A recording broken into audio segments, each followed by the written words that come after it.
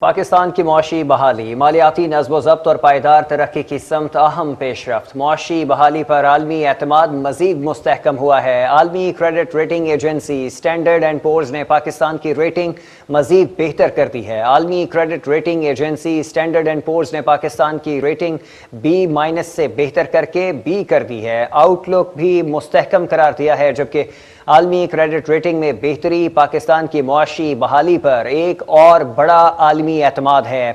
مشیر وزیر خزانہ خرم شہزاد کہتے ہیں پاکستان نے 9 سال بعد دوبارہ B ریٹنگ حاصل کر لی ہے، جو پہلے 2016-17 میں حاصل کی گئی تھی۔